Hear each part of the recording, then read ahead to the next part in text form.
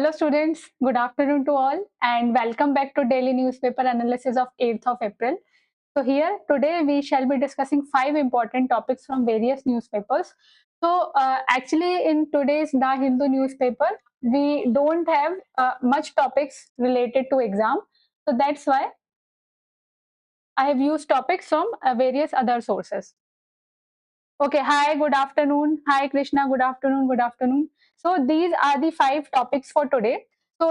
These 2 topics are from The Hindu, so they are the part of editorial. So first topic will be discussing about the West Asia crisis and the long-term impacts of West Asia crisis because still it is not resolved. Second topic is related to the building hazards. So basically, it will talk about the urban fires or urban deaths which are happening in basically in urban areas. It will be discussing about the recent case of Delhi. Okay, hello, good morning, good afternoon. And next article is related to Atlantic meridional overturning circulation. So we shall be discussing that what is the impact of climate change on AMOC and what will be the future implications. Next topic we have about waste tire management. So this article I took from Down to Earth. So this concept is very important. Here we shall be discussing about the concept of pyrolysis and other things. And next final article we have about the methane alert and response system. So recently, new sources of methane emissions are found. So we shall be discussing what are those sources and what will be the future impacts of the methane emission. So let's start our first article. So the heading is the unwinnable war. So basically this is related to war in West Asia. So now let's discuss everything from basic. What all happened? See, as you know that what all is West Asia crisis about? So basically, how West Asia crisis started? It started because USA and Israel, these both attacked Iran. This is how West Asia crisis started. Now, in response to this, what Iran did? In response to this, Iran blocked a very important choke point, and that is the Strait of Hormuz. So how it started? West Asia crisis started because US and Israel attacked Iran. Now, in response to that, what Iran did? Iran blocked Strait of Hormuz. And I think we already discussed about the importance of Strait of Hormuz many times because around 20% of world global oil supply passes through this strait. That's why this strait has strategic importance also. Now, to deal with all these situations, US took a step. And what was the step? I think we discussed yesterday only about the Project Freedom. So what USA did? USA started an operation, and that operation is called as, yes, 1/5, that is 20% of oil. Very good. So US started an operation, and what was that operation? That operation was called as Project Freedom. So please tell me quickly what Project Freedom is related to, because yesterday only we discussed about Project Freedom. So to deal with all these situations that Iran blocked Strait of Hormuz, so US Navy started this operation which is called as Project Freedom. So basically, in Project Freedom, what will happen? In Project Freedom, main role will be of US Navy. So what will be the objective of US Navy? US Navy will try to take out the stranded ships or the ships which are blocked in the Strait of Hormuz. They will escort these ships and they will safely take out these ships from that narrow region of Strait of Hormuz. So this was the basic purpose of the Operation Project Freedom. Now, what thing is happening that when USA started this operation Project Freedom, so USA told that anyhow we will take all these ships out from the Strait of Hormuz, and it warned Iran that don't dare to interfere in these matters. But the thing is that Iran was already ready.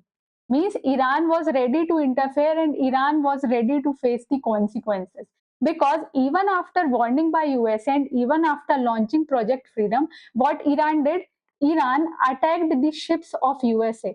Also, recently, Iran attacked ships near UAE because UAE is one of the important ally of USA in West Asia or Middle East. So, Iran is ready to face the consequences. So, here the thing is that Iran is retaliating very strongly. Iran is ready to face the consequences. Iran is not ready to step back, and Iran is retaliating very strongly. So now, what USA did, even within, in fact, within 2 days, that means in around 50 hours, USA started this Operation Project Freedom, and within 50 hours, USA has to stop this operation. Because if USA continue this operation, then the closure of Strait of Hormuz will be continued. So this is the main issue. That so basically, no matter what USA government says, no matter what how many times they will say that Operation Project Freedom is successful, but this operation is not successful. In recent days, Iran attacked on USA bases, which are low. Yes, exactly. That's what I was saying. That no, today only. I think this is news of today only. That Iran attacked the USA ships in near UAE, and because UAE is an important ally of US in the Middle East. So now, what is the point here? That since Iran is ready to retaliate, that's why within 50 hours of launching this Project Freedom, USA had to stop this project, because no matter how many times USA will say that this operation was successful, but this was not. Now, let's discuss the long-term consequences, because here the important thing is that no side is winning the war. Okay, and since no side is winning the war, it is leading to very long as well as slow conflict. Very long and slow conflict, meaning of this is no one is winning. But since no one is winning, but there will be very serious consequences for the global economy all over the world, because here the energy supply chain is at the stake. Energy supply chain, the oil supply chain, the gas supply chain, all these things are at stake. And can you imagine how how an economy all over the world will work without the energy resources? Now, basically, if I talk about the importance, again, if I talk about the importance of Strait of Hormuz, so see, this is Strait of Hormuz, right? And this is Iran, this is UAE. Now, since we already discussed that around 20% of global oil passes through Strait of Hormuz, so it goes to various countries and various regions. For example, major amount goes to India, China, other East Asian countries, Japan, South Korea, USA, etc. That's why it has importance. Now, if we discuss the impacts in detail, so now please tell me, I'm giving you in US situation that, for example, the ships are stranded here, the ships are stopped. That means the supply of oil is very, very less.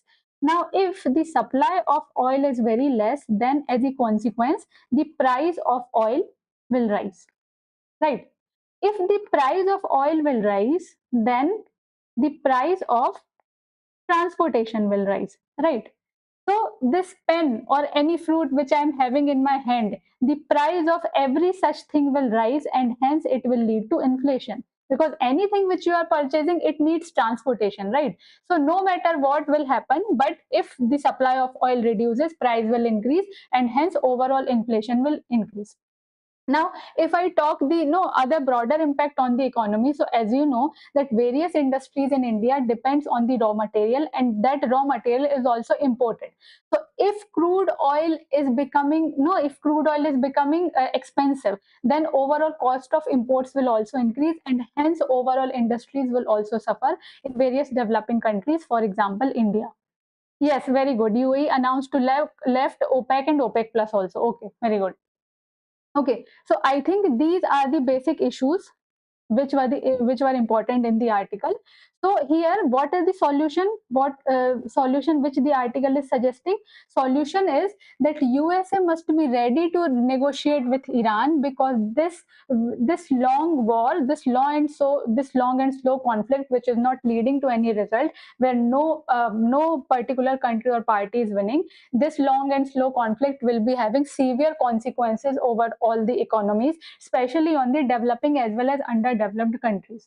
So what is the solution? So article is suggesting that USA must be ready to negotiate with Iran, so that it will be good for the countries all over the world. So I think these were the basics which were important for the news. And yes, please go through this location of Strait of Hormuz, because it is very, very important for this year also, for 2026 also. So basically what you have to see, you have to look after that which two water bodies are being connected by Strait of Hormuz. You have to read about the surrounding countries of Iran. You have to read about the Persian Gulf, surrounding countries of Persian Gulf, as well as you have to read about the Gulf of Oman. So these will be the important things which will be needed for prelims, especially for 2026.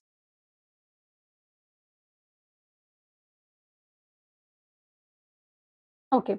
Now, next important article is related to urban deaths because of fires. So here basically the article is discussing about the various fire incidents or various fire deaths which took place recently in Delhi. So let's discuss. So here a very basic idea what is discussed in the article is that people, especially people in urban areas, they don't die just because of the fire. They die because of the poor urban governance and poor urban management. So here the question is raised on the poor urban planning. Now, see, first of all, let's discuss about the various types of fire incidents which happened in Delhi. Various types of fire incidents in Delhi.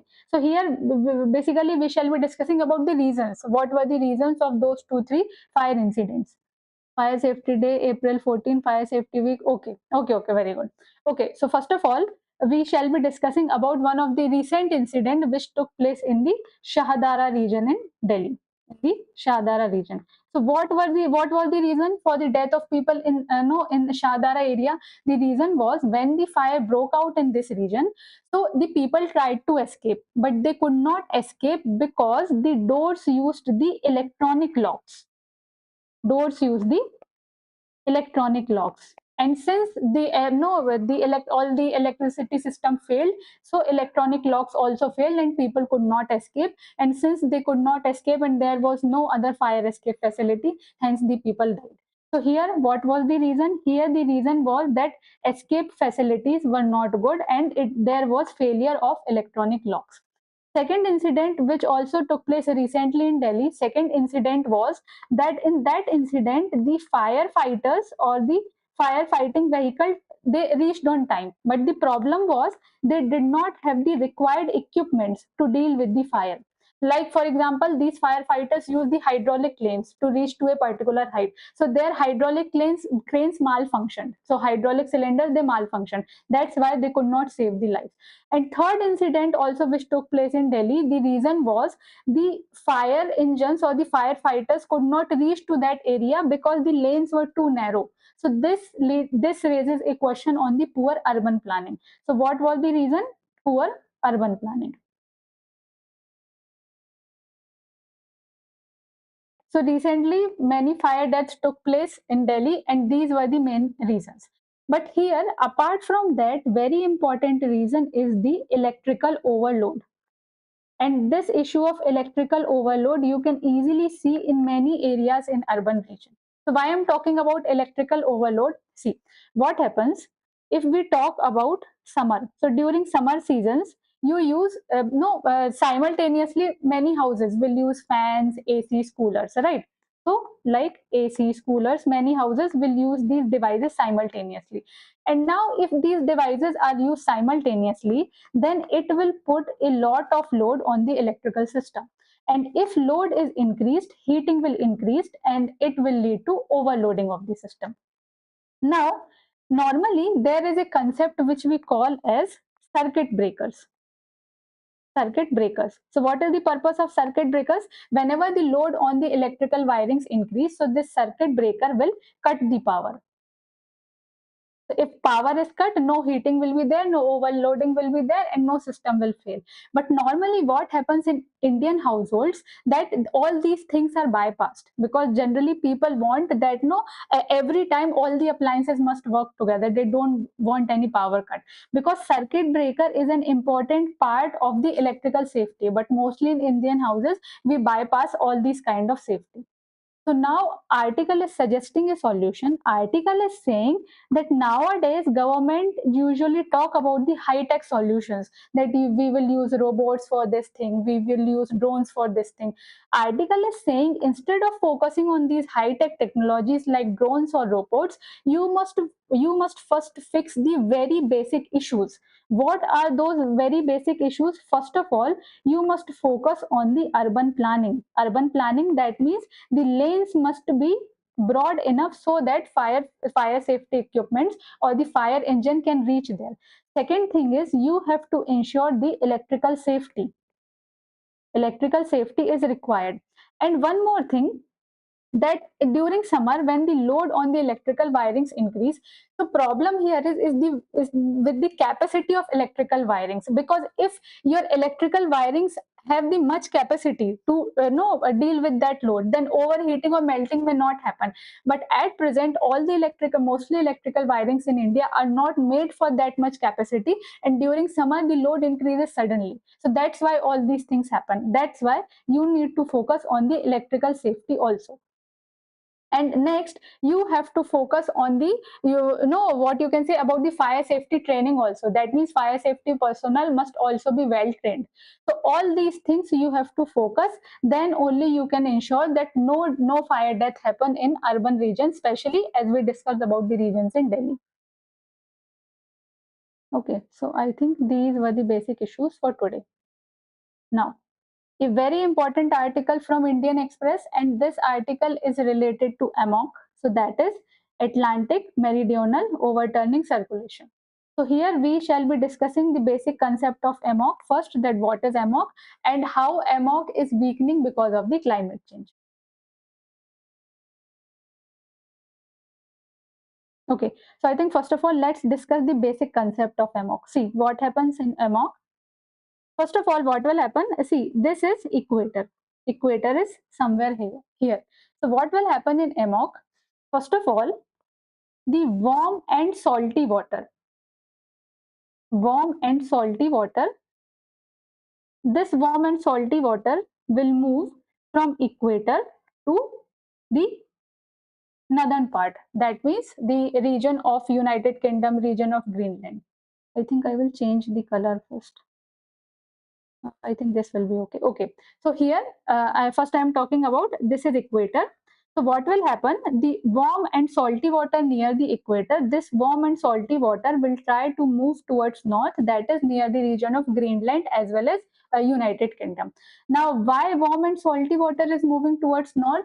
Because see, water will be salty everywhere. Water of every ocean will be salty. Water of all the oceans will be salty. But since it is warm, it will remain on the surface itself. It will not sink. And if it remains on the surface, so all the global winds will try to carry this water towards the north. So here, first of all, what will happen? Warm and salty water will move towards north. So for example, water reached here. Now, after reaching to the region near the northern poles, this water will cool down. So this water become cold, but still it is salty. Now, when the water becomes cold, some of the water will be converted into ice, right? Now, one important characteristic of ice is ice can only be formed with the fresh water. So ice does not contain any salty water. So if more and more ice is formed, then more and more fresh water will be locked into ice, and the what is left behind will be salty water. So because of that, the regions in the north, regions near the Greenland and the cold regions, the water is salty also. Water is salty as well as water is cold, plus water is heavier, that is water is dense because of the high salinity. So because of all these things, this water will sink, because since the water is heavy, water will sink. So here what is happening? Here this was the water which was moving in the upward direction. Now what will happen? Here water will become cold, and let me change the color now.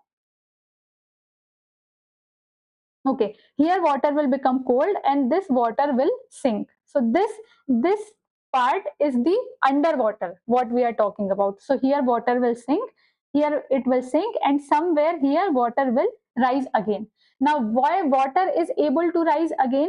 Because of the condition we call as the upwelling. What will happen in upwelling? The normal winds will try to push forward the surface water, and because of that, the water which is inside the water which is underwater, the currents which are underwater, they can move in the upward direction. So this we call as upwelling. So this is the overall conveyor belt which we call as Atlantic Meridional overturning circulation. So basically, first of all, let's revise quickly what will happen. The warm as well as salty water from equator, these waters will try to move towards north, and when they reach their destination, there the water become cold, more dense and more saltier. So more saltier water sinks, and after sinking, when it reaches again towards south, this water will come back on the surface through the process which we call as upwelling. So upwelling the ocean currents which are no very deep inside, since the global winds will try to push the surface water, and hence the water which is under the water, which is water currents which are under the water surface, they will come upside. So this is the complete thing of the Atlantic meridional overturning circulation. Now let's discuss what issue is happening here. See, now what it is happening, as we already discussed, that here when water reaches the north area, that is Greenland or United Kingdom, here water becomes more salty. Why it becomes more salty? Because more and more ice is being formed and more saltier water is getting rejected, hence the water becomes salty. Salty water becomes dense and dense water sinks. Since the dense water is sinking over a period of time, it will come up on the surface, and this will complete this cycle. Now, what is the main significance of this cycle? This helps in heat distribution all over the world. And heat distribution is responsible for the various weather or the climatic patterns in different regions of the world. Now, the main issue is, because of the climate change, what is happening? See, what is happening because of the climate change, that the ice in the northern region is melting, right? And we already discussed that ice is made of fresh water, and since more and more ice was formed, hence the salinity of water was increasing because saline water was getting rejected. But now, because of climate change, what is happening, more and more ice is melting, and the water is not getting that much cold so that ice can be formed. So because of all these conditions, what is happening? Salinity is reducing. This is very important factor, because since salinity is reducing, that means the density is reducing. And if density reduces, water will not sink. And if water will not sink, it will not move towards the south, and it will not come up with the process of upwelling. And hence, this complete cycle will not be completed, and hence, heat transfer will not happen. If heat transfer will not happen, it will severely affect the weather as well as climatic patterns all over the world or all over the globe. So this is the main issue.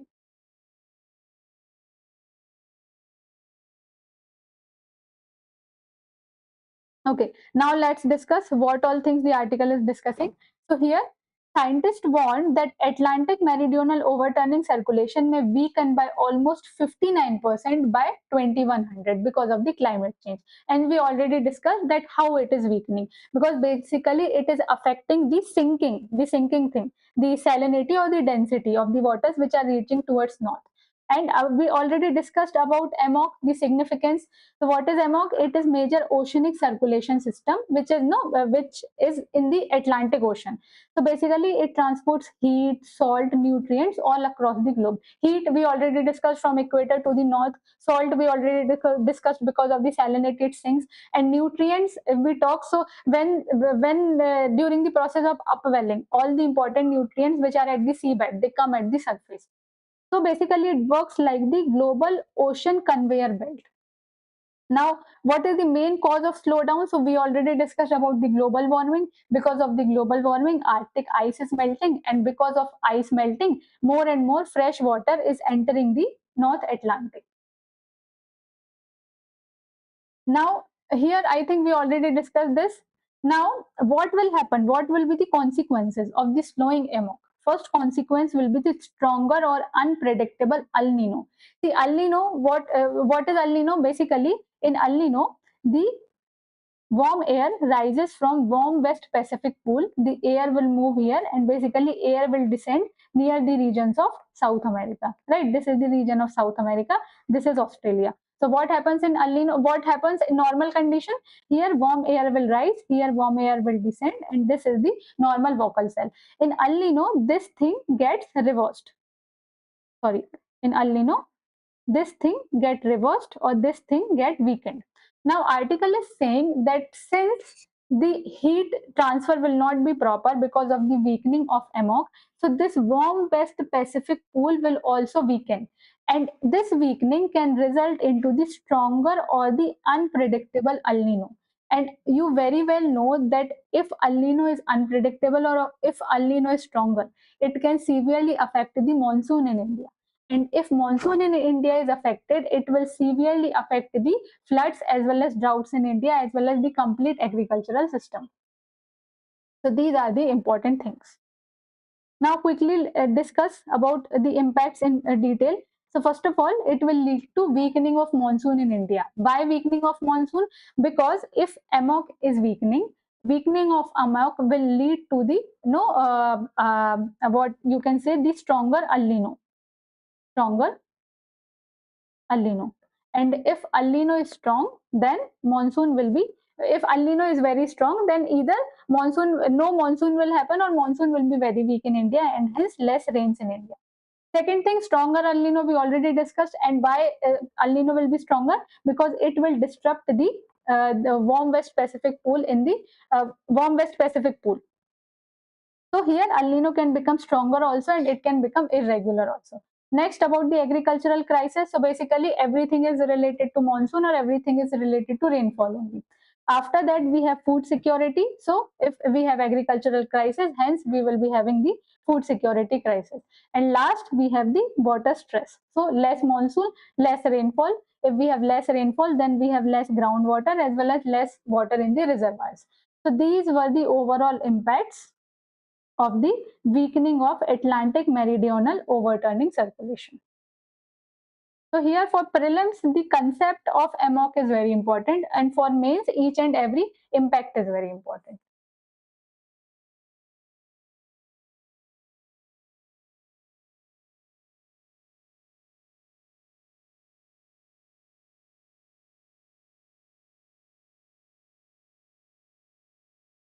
Okay, now this article I took from Down to Earth, very important article related to waste tire management. So here Niti Aayog has proposed new standards for tire pyrolysis oil and recovered carbon black. So first of all, let's discuss overall issue, what the complete issue is. Okay. Okay. So as you already know that,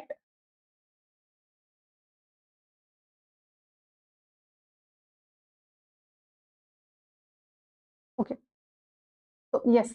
So as you already know that India produces and uses huge number of tires, right? Every year, India uses and produces huge number of tires. Now, see, once we have used the tires, once the tires become old and unusable, what we do? We dispose them. That means when these tires become unusable, for us they become waste. Now, managing this waste is very important. Why it is important? Because the material which is used in the tires cannot be decomposed easily.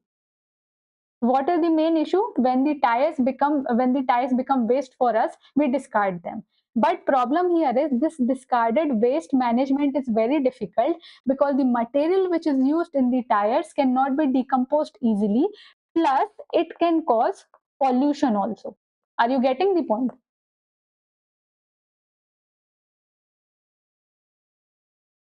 Yes, so this is the important issue here. Now, India is already recycling large quantities of waste tires. But the problem here is that most of the recycling of tires which is happening is inefficient as well as poorly regulated. Why it is inefficient and poorly regulated? Because most of the recycling of this tire material is happening in the informal sector. And mainly the informal sector is not properly regulated or monitored in India. Now, many recycle, for example, now you have recycled this tire. Okay. For example, you have recycled this tire. So after recycling, basically you will get two kind of products from this recycled tire. First of all, you will get the tire pyrolysis oil. This is the first is the tire pyrolysis oil, and second kind of product which you will get, it will be the recovered carbon black. recovered carbon black. So these will be the two products which we will get after the recycling of tires.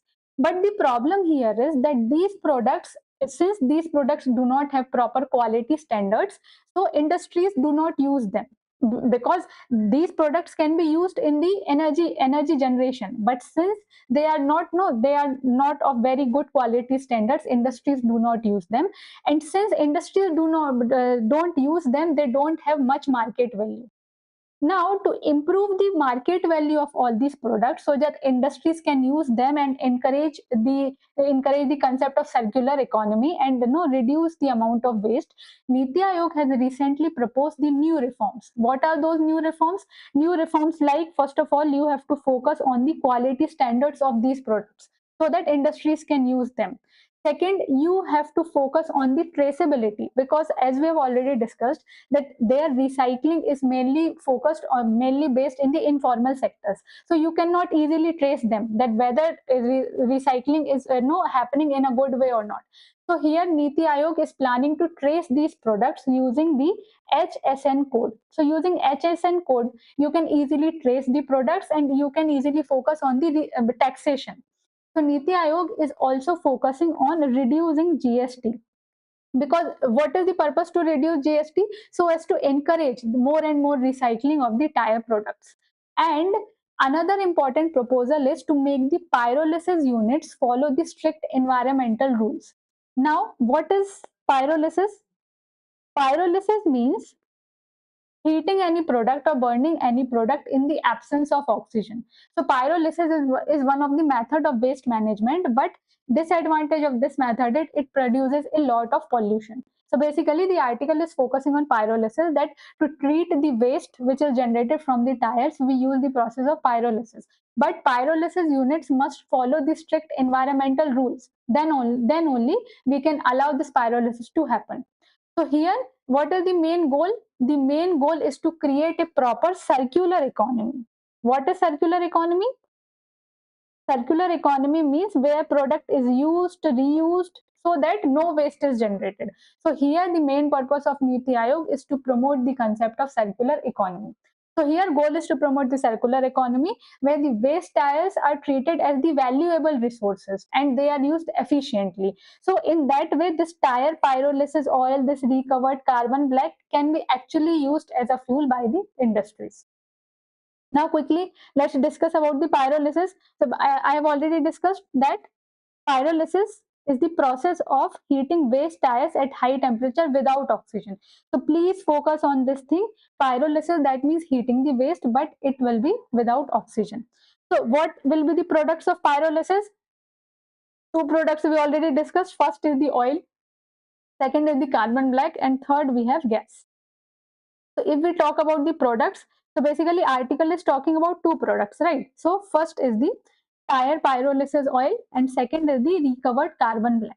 So tire pyrolysis oil can be used as an industrial fuel and recovered carbon black can be used in making rubbers, inks, plastics. So basically both these products have the industrial applications. But since they are not strictly regulated, since we do not have any assurance of the quality, industries are not using it.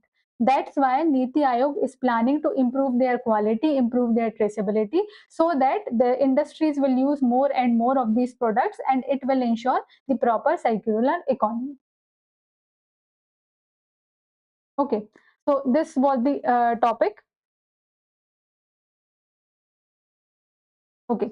Now, next topic we have about the methane alert system. So this is also a very important article for prelims. So what happened? A United Nations methane alert system expanded to coal and waste sectors after Indian landfill named among the world's top emitters. So one of the landfill in India, that is in Mumbai. So recently it was named as among the world's top emitters.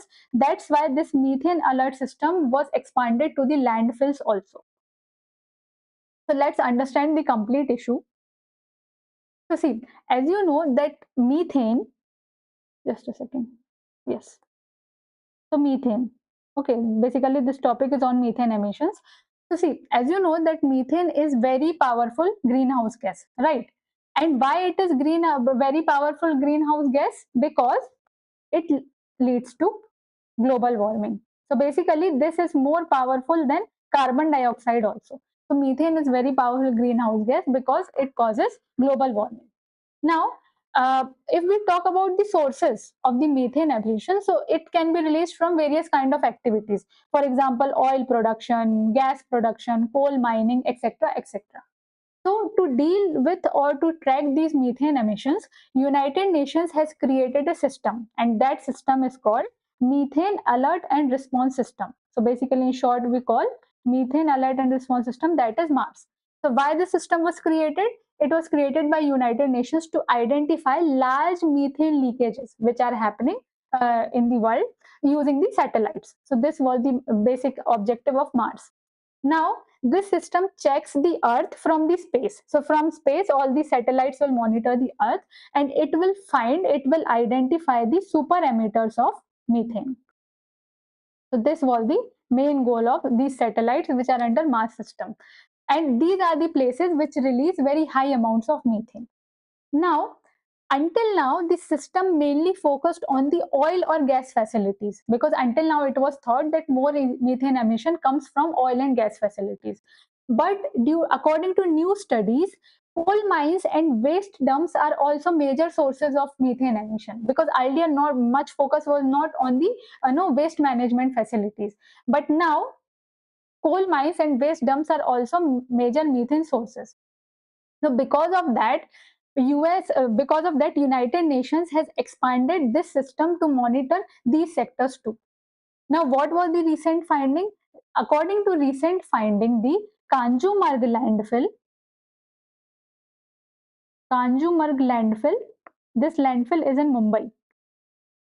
So according to recent study, this Kanjurmarg landfill in Mumbai is one of the top methane top methane emitting sites in the world. Why this is important? Because methane is much stronger than carbon in trapping the heat. So methane is much stronger than carbon. So even though it stays in the but the issue is that methane stays in the atmosphere for shorter period of time than carbon dioxide. That's why generally we focus on the carbon dioxide when we are talking about the global warming. But its ability to trap heat is more than carbon. So if methane leaks are quickly detected and supported, global warming can be slowed down much faster. That's why this system of United Nations, that is Mars, it is very, very important. Okay. So I think all these topics are covered. Okay, now a practice question for you. The question is, with reference to methane, consider the following statements. First is, it is a greenhouse gas with much higher warming potential than carbon dioxide over short term. Second is, it remains in the atmosphere for a shorter duration than carbon dioxide. And third is, it is released from landfills, coal mines, oil and gas infrastructure. So yes, based on the current discussion, please try to give answer for this question. And yes, I think we discussed all the important topics for today.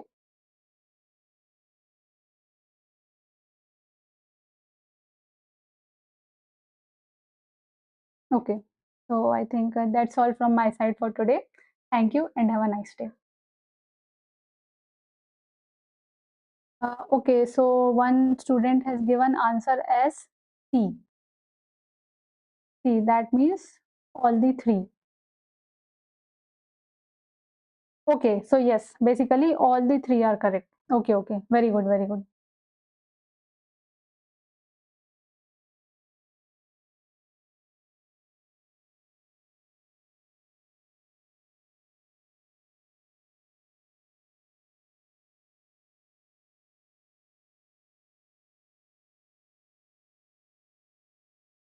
Okay, and yes, since we discussed about pyrolysis in this topic, so now please try to give answer in the comment section that what is the difference between pyrolysis and incineration. Incineration. So please try to give answer in the comment section.